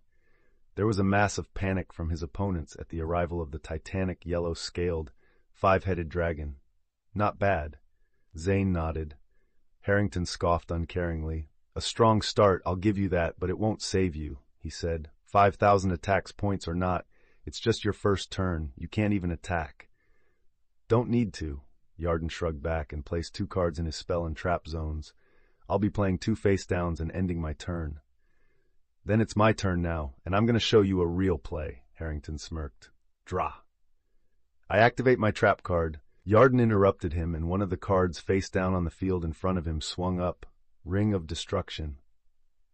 By equipping this to a monster on the field, that monster is destroyed and all players take damage equal to its attack points. A giant black ring mounted with giant red glowing grenades flashed into existence and wrapped around the neck of the middle head on 5-headed dragon. So that's your play. Zane chuckled. Well, it gets the job done, I suppose. Are you serious? Harrington sputtered, even as his teammates all gave shouts of shock and anger. What the hell is that going to accomplish? You're just going to force a draw. Nobody will win. You'd be right if it weren't for my other trap, Yarden smirked, and with a click of his fingers, it snapped up as well to show the image of a young man in a yellow jacket, a prismatic rainbow barrier surrounding him. This is Rainbow Life, and by discarding 1 card my hand, I can make it that. For this turn, any damage I would take is instead added to my life points instead. No. Harrington staggered back in horror. Then it means I win, bitch. Yarden finished for him and then clicked his fingers one more time. Boom, baby. The ring around 5-headed dragon glowed white, and the massive dragon roared as it exploded. Fiery death spread across the hall like a tsunami and swept over them all. Or would have, if a prismatic rainbow-colored barrier didn't spring into life around him a split moment later and absorb the explosion. Yarden 9,000 LP Harrington Rosewood, 0 LP 37 Obelisk Bluch. Yarden didn't even bother waiting for the reactions of his opponents. As soon as he saw their life points hit 0, he turned to Zane. So how was that? He asked. Impressive, Zane chuckled lightly before inclining his head down one of the large sprawling hallways of the dorm. Come, let's go find some place nice and quiet, and we can talk about what you actually came to see me about. I'm all for it. Yarden followed behind him. But before he left the hall behind, he made sure to smirk smugly at Harrington and stick the finger up at him. He'd love to see those idiots talk shit again. 38 on 1, and they didn't even get a single turn. Zane led Yarden through the halls, out into one of the open terraces that overlooked the finely maintained lawn of the obelisk blue dormitory. It hung out over the large, glistening pond just outside the dorm, filled with koi fish. So, Zane began as he closed the door behind them, now that you're done asserting your dominance over all the annoyances, what did you need me for? Yarden, who had been looking at his PDA to see how much he'd earned from that, stashed it away. I take it you've heard about what happened last night? He asked. Just under 20,000 DP was how much he'd earned. Really nice, though only a fifth of what he'd gotten for beating Zane. I have, Zane nodded, crossing his arms as a frown appeared on his face. Alexis sent me a message this morning and filled me in on what happened. Good work taking down that trash and scaring him off. I wasn't about to let that guy off lightly after what he tried with her, Yarden growled before shaking his head. Anyway, you've no doubt heard about us having to duel the Paradox brothers, right? Yes, quite the opponents you'll have to face, Zane nodded. Is that what brings you here? You looking to practice against me? Nah, I'm good on that front. Yarden waved him off. I'm not worried at all. Between me and Alexis, we can handle those two, no problem. I'll hold you to that, the older teen inclined his head. Still, that doesn't explain what you wanted me for. Mate, I just want you to set me up with whoever is handling the gambling around here. There's got to be somebody doing it, Yarden snorted. You're the big man on campus. If anyone would know where to look, it'd be you. Ah, I see. A smirk spread across Zane's face. You're that confident, huh? You're looking to cash in by betting on yourself with DP. That's right. The younger teen chuckled. It's no secret I'm an orphan without much money to my name, right? This is a good chance for me to get some money to my name. The odds on a pair of first years beating down two champion pros, they've got to be decently low, right? The Paradox brothers were due to arrive in 2 days apparently, and the rumor of them had gotten out and about already. Considering the only ones that had known about it last were Yarden himself and Alexis alongside the teachers, that meant one of them let it slip. Or possibly Alexis telling Jasmine and Mindy and they gossiped about it. A sound plan, Zane mused. All right, I don't see why not. I'll put you in touch with the ones who run the gambling scene here. Cheers, mate, Yarden grinned at him. And looks like my hunch was right. You do have your hands in it. Well, I wouldn't say that. Zane shook his head. My family is middle class, and cards are expensive, you know? It seemed a good idea at the time to get my hands on more funding. That made sense. Zane was the type of guy who would just hand his little brother a power bond card, or even just gave Yarden himself a Luster Dragon 2 without batting an eye. Power bond was over 20,000 DP in the card shop, and Luster Dragon 2 was a good 5,000 if not more. Speaking of your family, I met your little brother when I was in the Slifer dorm. Yarden casually struck up. This was as good a time as any to nip that problem in the bud. Did you now? Zane merely raised an eyebrow. Yeah, he's a decent duelist, Yarden replied. Too bad about that confidence issue he has, or he'd be way better. True, my little brother is too soft, Zane sighed. He doesn't belong here. He's better than most of the blue-wearing trash in this dorm. Yarden felt the need to point out. Cyrus did know what he was doing, or would, if he didn't keep second-guessing himself. And his deck was pretty good, too. He wasn't a fan of roids, they just weren't to his taste.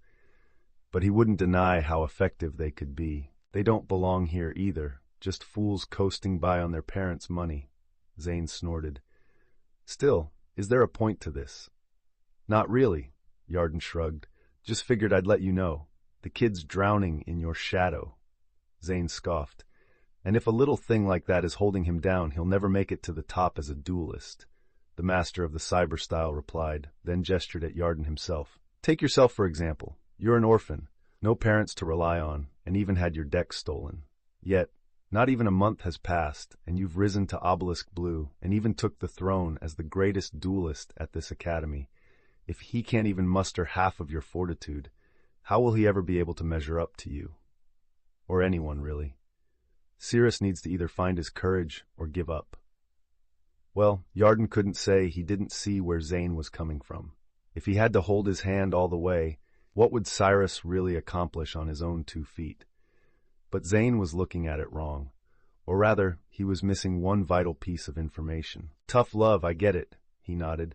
But it's not really nay of that. That's the problem with him and the cause of him having such low self-esteem. Oh? Zane hummed. Do enlighten me then, he said, humoring him. Power bond. Yarden replied simply. The card I gave him? The older teen raised an eyebrow. Exactly, Yarden nodded. Cyrus always ends up drawing it somehow in his duels, or at least the ones I've seen him take part in. And even when he's winning, or when it would let him win easily, he refuses to play it and ends up losing because of it. Zane blinked, before closing his eyes and sighing. So that's it, he mused quietly. The difference between playing a card and knowing how to use it, Yarden quoted and smirked at him. You know, not everyone will be able to understand cryptic stuff like that, and telling him something like that has made him completely overthink it. I see, Zane nodded, opening his eyes. Even then, though, it's something he will have to understand on his own if he wants to become a great duelist. He shook his head. I agree, Yarden replied. If Cyrus couldn't learn something so fucking simple, he wouldn't get anywhere. But here's the thing. To do that, he has to actually use the card. Even if he loses with it, he'll learn something from it. Right now, he won't get anywhere, because what you told him has convinced him that he isn't good enough to use the card. He gave a shrug as he continued. Look, mate, I'm not telling you how to be a big brother or anything like that, Yarden pointed out, but I'm pretty sure your brother has taken the completely wrong meaning from what you meant, and it's completely stunted his growth as both a person and a duelist. Surprisingly, Zane's shoulders slumped a bit, and he sighed, reaching up to run a hand through his hair. I'll need to think on this a bit, he revealed. How could I miss that? Because it's simple advice, Yarden snorted. The thing you didn't take into account is his hero worship for you, his amazing big brother that can do anything and beat anyone. Ugh, Zane groaned lightly. I've been such a fool. You said it, not me. Yarden smirked at him. I'm glad my idiocy has been enjoyable for you. Zane rolled his eyes. I suppose I should pay a visit to Cyrus sometime soon then. You can come with me then once we're allowed out of here, Yarden offered. I want to go see Jaden anyway. He didn't get to spend as much time with him ever since he got promoted to Obelisk Blue. Sounds like a plan, he got a smile in response from the older boy. While we're out, we can see about introducing you to the bookies. Good shit. Yarden was really hoping for some odds like 10-1 at least, and in the meantime, he'd egg on some more idiots and get them to duel him and mop them up to consolidate as much DP as possible. Duelist profile, Yarden Odhar, name Yarden Odhar, age 15, country of birth, Scotland, occupation, student of Duel Academy, student dormitory, Obelisk Blue. Current funds, 28,630p, bank account, 10,350 pounds.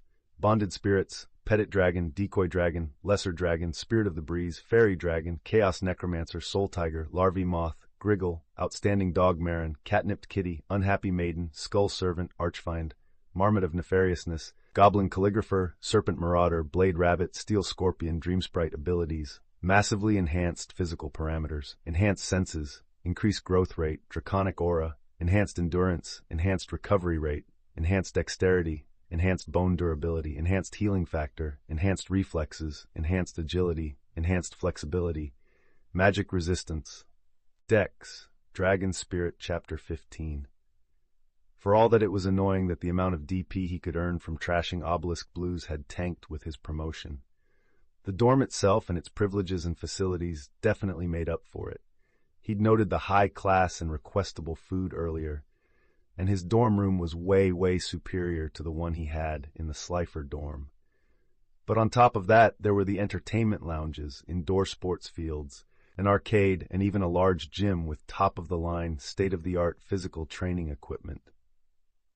Since he was confined to the dorm all day, and he currently did not have any gaming consoles or the like to help pass the time beyond the laptop in his room, he decided to spend the better part of his day working out.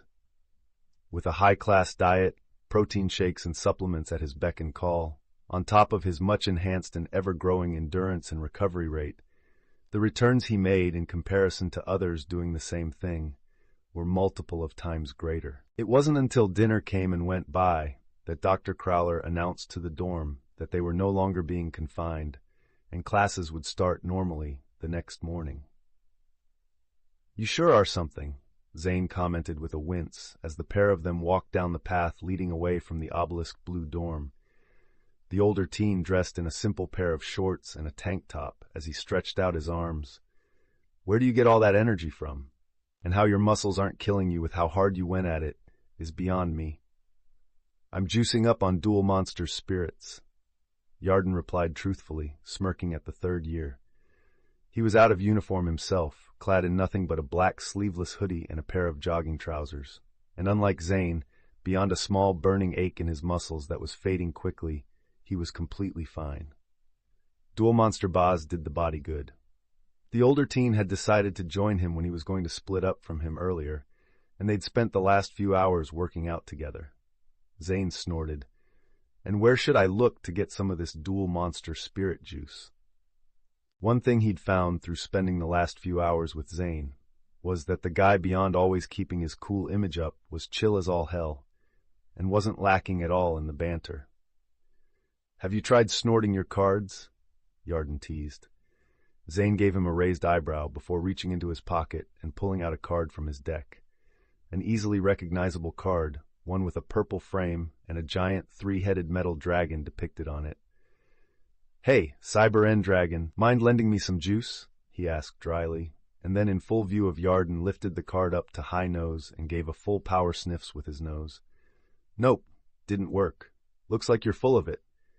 Zane smirked at him, stashing the card away. "Nah, Cyber End Dragon just clearly can't measure up to the legendary power of—" Yarden reached into his own pocket and pulled out a normal monster card, depicting a small winged green dragon. "Petite Dragon," he grandiosely declared. "Ah, of course." Zane crossed his arms and nodded sagely.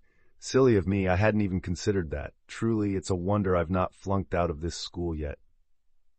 Yarden chuckled. Their first stop was Dual Academy itself. Zane led Yarden through the halls until they reached a specific professor's office. Professor Wade specifically, the mathematics teacher. He was the one that dueled Bastion during his entrance exam. And he was one of the best duelists at the academy from what Yarden had heard through the grapevine, on the same level as Dr. Crowler, and ran a spellcaster, spellcounter, and warrior deck, and was known for running Buster Blader. Truesdale and Odhar, what a surprise! Professor Wade looked up from his desk when the pair of them entered. He was a tall man, with dark tanned skin and easy black hair, a pair of sunglasses always covering his eyes. An odd duo, to say the least. Well, to anyone else bar we professors, I suppose.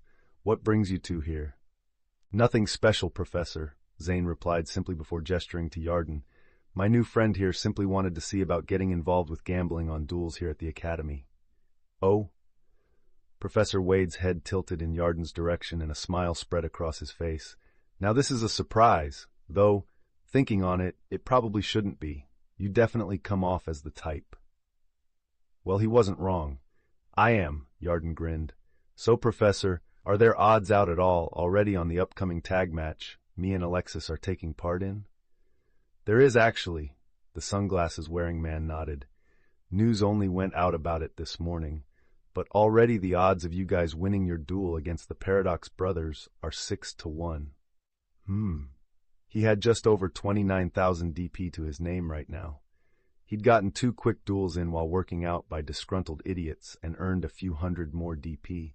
If his math was right, if he won, that would come out to just under 175,000 DP. It was too bad he couldn't transfer his money back into DP, but it was a savings account he'd sent his cashed-out money to. He couldn't really just lift it willy-nilly. "That was quick," Zane mused. "By time the duel rolls around, it could reach 3 times that." "I'm thinking more, actually." Professor Wade grinned himself. "You kids didn't hear it from me, Kay. But that security bitch, she's wanting to embarrass Crowler. This duel is being televised, boys. Come duel time, I wouldn't be surprised if this reached easily 50-1. Wait, it was being televised. Yarden's grin stretched as he thought about it. A televised event of a pair of pros taking on school children. The odds would definitely go up. And not only that, he and Alexis would be creaming two pros live for the world to see. This was perfect. Looks like somebody is pleased with that, huh? Professor Wade chuckled. Why wouldn't I be? Yarden shrugged, turning his grin on the older man. A chance to make a ton of money and get my name out there? I'm all for it. Confident, I see, but considering you mopped up Truesdale here, I guess you have reason to be, Professor Wade mused. So then, you want in Odhar? Yeah, he replied with a nod. Though, I won't be placing my money till the morning of the duel. I want to get my hands on a bit more DP first. Fair enough, the sunglasses-wearing professor shrugged. Just let me exchange PDA details with you. Then we can get it done real quick, when the time comes. After being introduced to Professor Wade and exchanging PDA contact details with him, Yarden and Zane left the academy behind and made their way towards the Slifer Red dorm. You know, it's been a long time since I've been here, Zane mused as the pair of them walked up the stairs to the second floor of the small dormitory building. I walk by it nearly every day when I head down to the docks, but I've not actually came here in a good 2 years now. You should probably visit it more than considering your little brother lives here, Yarden pointed out. I suppose so. Zane nodded. They came to a stop in front of Jaden's dorm, and Yarden rapped his knuckles against it. A few moments later, it swung open to show a short, blue-haired boy clad in the academy tracksuit. Oh, hey, Yarden, we were just talk. Cyrus began, only to trail off when his eyes looked over Yarden's shoulder and caught sight of his companion. The short boy's face paled and his eyes went wide behind his spectacles. Be big, bro, he stuttered, almost fearfully. Zane almost flinched at the reaction, but he mustered all his self-control not to. Hello, Cyrus. Zane shot the boy a small smile. Do you have a little bit of time? I've just realized I've not checked in on you yet, so I figured I'd come see you while Yarden was visiting. Cyrus just stared gobsmacked. See? Jaden called out to him worriedly from the room. Walking over, you okay? He touched his shoulder gently. Cyrus gave a flinch as he snapped out of his gobsmacked daze. Yeah, I'm fine, Jay. He gave the brown-haired Slifer a shaky smile before swallowing heavily. Oh, okay, big bro. The short blue-haired boy replied to Zane, stepping out of the room. Good, good, Zane nodded. I know a good quiet place we can chat privately and catch up. He directed the boy to walk alongside him. The heck's going on? Jaden gave Yarden a worried look as he eyed the short boy walk off with his older brother. Just an idiot that needs to sort out some issues he caused. Yarden snorted, waving him off. Don't worry about Cyrus. That's his older brother. I figured with him saying big bro and all, still an odd reaction, Jaden pointed out. A weird way to act when your brother comes to visit. Like I said, Zane just needs to sort out some problems he caused for Cyrus that he didn't think through properly, Yarden replied. So how's things, mate?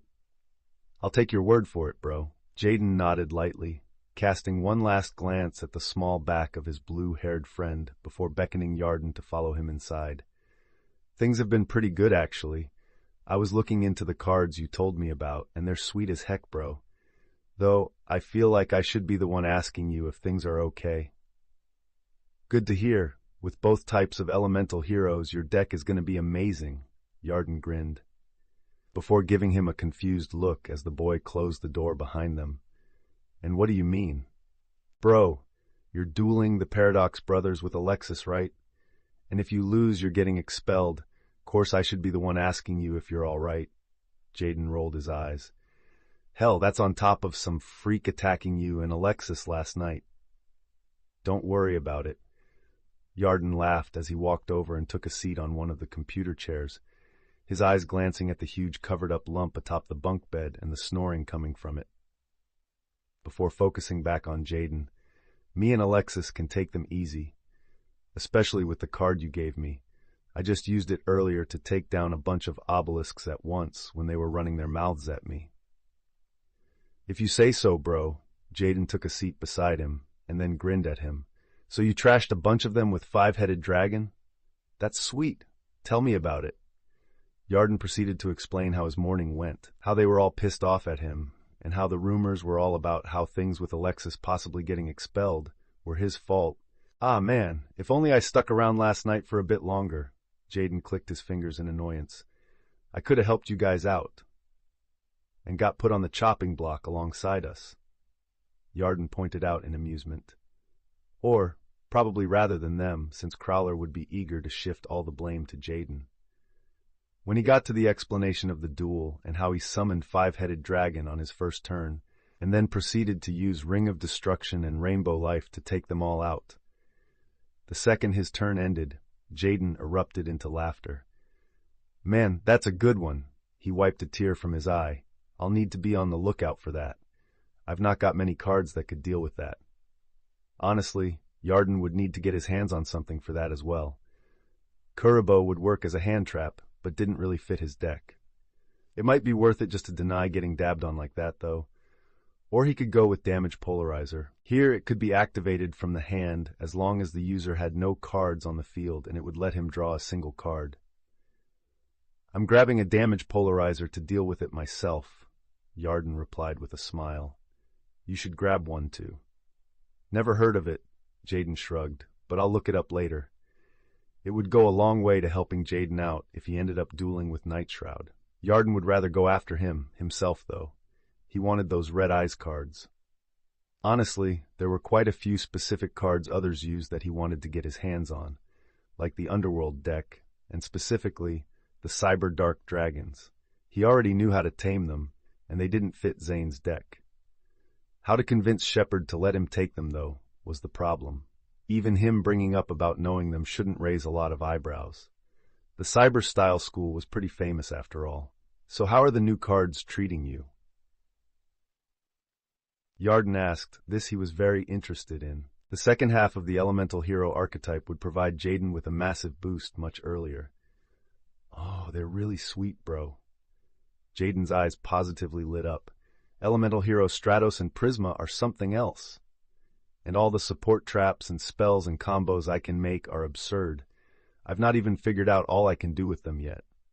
I'll need to test you out in a duel then, see how well you use them. Yarden grinned at him. He had a feeling facing Jaden with his newest elemental heroes at his beck and call would make for the hardest duel he'd faced yet, by a mile. I'm ready to throw down whenever you want, bud. Jaden pumped his fist into the air excitedly, then calmed down and frowned a small bit. Though, there's one card I couldn't find at all. All the other ones you told me about were there, but Elemental Hero Terra Firma wasn't, and Miss Dorothy had never even heard of it either. Weird. Yarden frowned. Was it possible Terra Firma wasn't out yet? I could have sworn I heard Terra Firma was basically like the boss monster of the Elemental Hero cards. He evaded lightly. It's cool, bro. Jaden waved him off. So you got one card wrong. You were spot on with all the other ones. I hadn't even heard of them until you brought them up with me.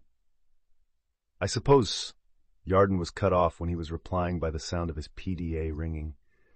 One sec, mate. He pulled it out of his pocket and flipped it open. He had a text message. From Alexis. Hey, would you mind meeting up with me and the girls? I know we strategized a bit just last night, but I'd feel better if we went over things a bit more thoroughly. Who was it? Jaden asked when he looked up from the screen. Alexis, he replied with a shrug. She's wanting to meet up and strategize a bit more tonight for the tag duel coming up. That would be the smart thing to do, Jaden nodded, and then grinned. Then again, you are a former slifer, you even still wear the jacket. Smart doesn't come as naturally to us Reds, apparently. Yarden snorted. Trust me, beyond the dorm building and food, it isn't that much different from here, he replied. They're all dumbasses as well. Oh yeah, that's right. Jaden smacked one of his fists into his palm. You get access to all that sweet, amazing obelisk food. Bro, why haven't you invited me to get a meal there? He hadn't actually, had he? Come over whenever you want, mate, Yarden shrugged. You can eat as much as you want. Sweet, I'll definitely take you up on that. Jaden pumped his fist into the air again. A thought came to mind. Why don't you come with me when I go meet up with Alexis? He asked. We can't exactly chill at the girls' dorms. Boys aren't allowed, but girls are allowed at the boys' dorms, so we'll probably head back to my room. Yeah, count me aye, he began eagerly, before pausing and sighing.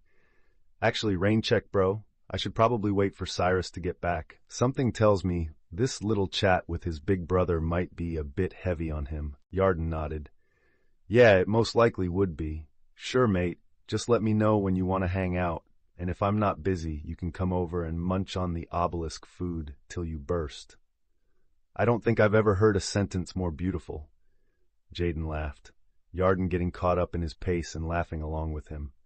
It wasn't long later that he bid the hero user goodbye so he could go meet up with Alexis. He was in a pretty good mood when he left, though. Jaden was great at bringing the enthusiasm and making things fun. Yarden met up with Alexis at the crossroads leading between the obelisk blue male and female dormitories. Interestingly, she wasn't alone. Jasmine and Mindy were flanking her.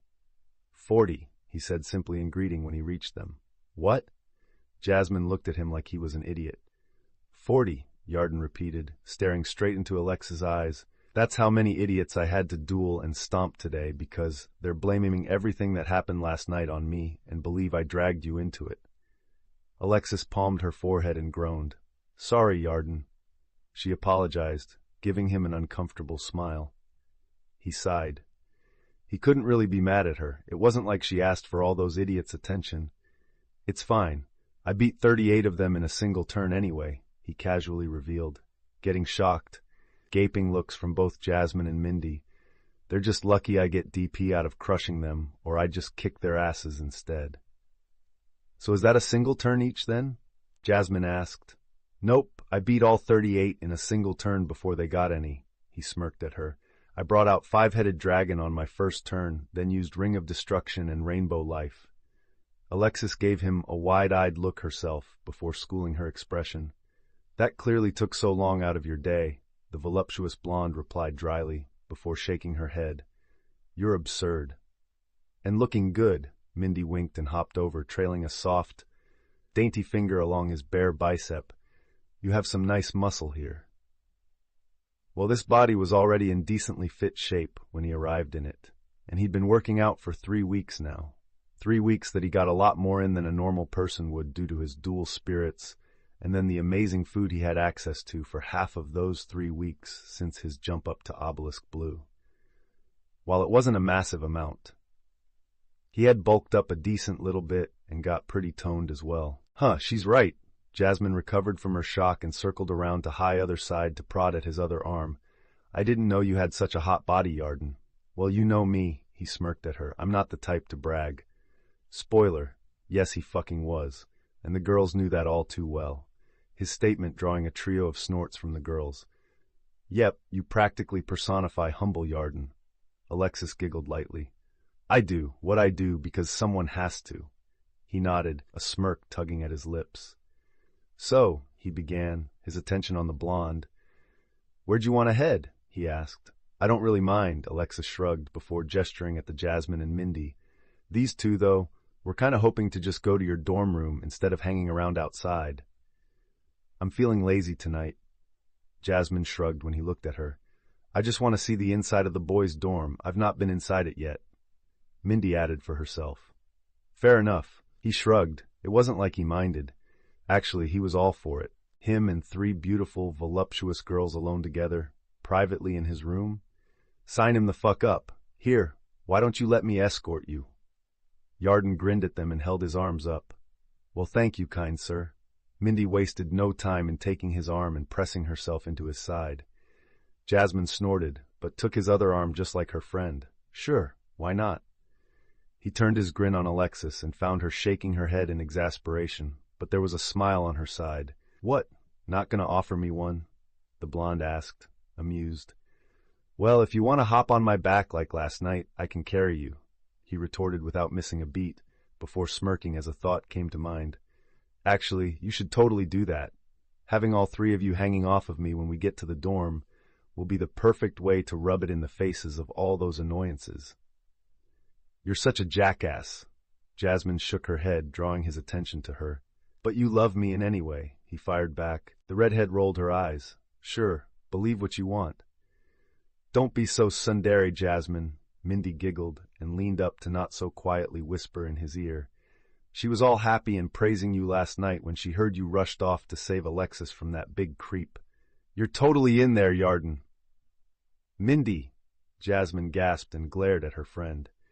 He would have been super amused to continue watching, if not for the soft arms that wrapped around his neck a moment later and a very familiar, soft, doughy pair of sensations pressing up against his back.